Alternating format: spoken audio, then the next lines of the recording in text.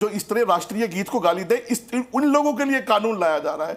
अब ये जबरदस्ती इसको धर्म में दाखिल कर ले। मैं मुफ्ती वजाहत कासमी को भी जल्दी से इसमें शामिल करना चाहूंगा।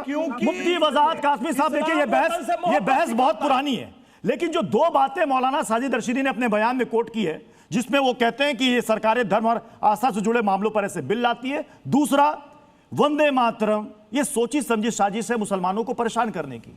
तो यानी कि इस देश के अंदर 1896 से लेकर और 37 तक, 1937 तक स्वतंत्रता संग्राम में मुसलमान नहीं थे क्या? क्या उनको इस्लाम का इल्म नहीं था क्या? जब वो वंदे मातरम गाते थे तो उनकी आस्था या भावना आहत नहीं होती थी क्या?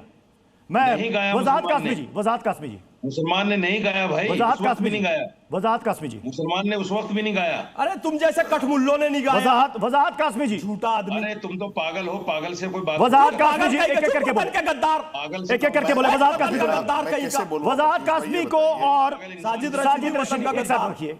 पीसीआर, इस आदमी को, बीवी बच्चों को। वजाहत कासमी जी, मेरी आवाज पहुंच गई होगी, सवाल भी पहुंच गया होगा। जल्दी से जवाब, पैनल बड़ा है इसलिए सभी को मुझे समय देना है। जल्दी से वजाहत कासमी जी। प्रत्युष भाई, बात यह है कि जो नोटिफिकेशन गृह मंत्रालय ने जारी किया है वो क्या किया है उस पर हमें बहस करनी चाहिए। वो ये है कि राष्ट्रीय सम्मान के अपमान को रोकना है। तो राष्ट्रीय सम्मान के अपमान को रोकना 1971 में कानून है, उसमें संशोधन करना है।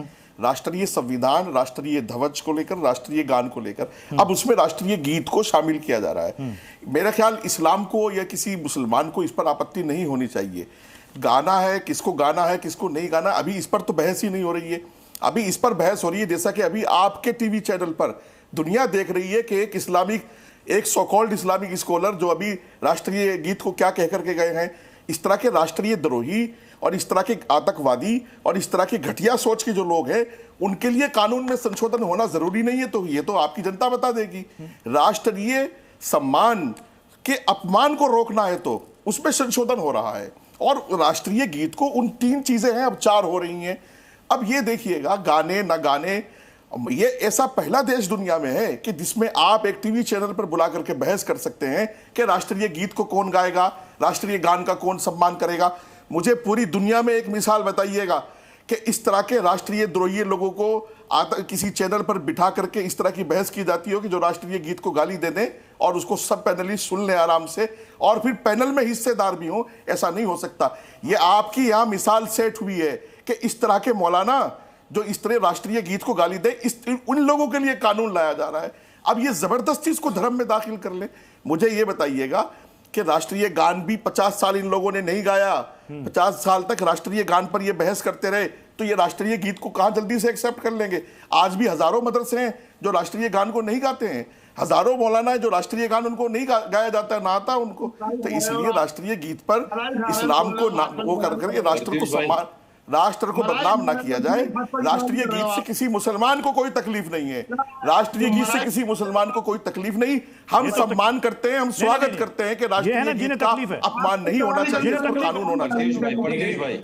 मौलाना साजिद रशीदी, तकलीफ है वंदे मातरम से, राष्ट्रीय गीत से?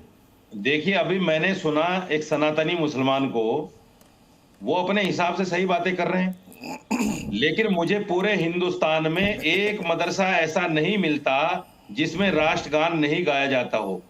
मैं जिस मदरसे में पढ़ता था, मैंने कक्षा 3 के अंदर, कक्षा 2 के अंदर पहली से लेकर राष्ट्रगान को गाया है। आज तक मुझे राष्ट्रगान पूरा याद है और गाते हैं। और मुझे ये भी पता है कि राष्ट्रगान का सम्मान क्या है, राष्ट्रगीत का सम्मान क्या है, कायदे कानून क्या है, हमें पता है, बिल्कुल पता है। लेकिन जब हमारी आस्था के आड़े कोई चीज इस्लाम के खिलाफ कैसे है, तो उस पर बात नहीं, तो वो होगी। इस्लाम के खिलाफ कैसे है उसको थोड़ा एक्सप्लेन करो आप। भाई मैं आपके बीच में नहीं बोला, सनातनी मुसलमान साहब, मैं आपके थोड़ा बीच में नहीं एक्सप्लेन करो बोला। ना भाई। सनातनी मुसलमान साहब, मैं आपके बीच में नहीं बोला। अच्छा जी, चलो। हाँ, बिल्कुल नहीं बोला। मैं अपनी तो बात आप सनातनी मुसलमान नहीं है, आप क्या पाकिस्तानी मुसलमान है? अरे आप पाकिस्तानी मुसलमान है क्या? आप पाकिस्तानी मुसलमान है क्या, या आप लश्कर तैयबा के मुसलमान हैं, या जैसे मोहम्मद के? अरे मैं तो हूँ सनातनी मुसलमान, मुझे तो गर्व है, मैं तो एक हिंदुस्तानी मुसलमान हूँ, मैं तो एक भारतीय मुसलमान हूँ, मुझे अपने सनातनी होने पर गर्व है। आप रहो पाकिस्तानी, शौक से रहो, उसमें क्या दिक्कत की बात है? आप टॉन क्यों कस रहे हो इस बात पर कि मैं सनातनी मुसलमान हूँ? आपके बाप दादा क्या शेख थे? माफी के साथ इस बहस को यहाँ पर रोक रहा हूं, मैं भी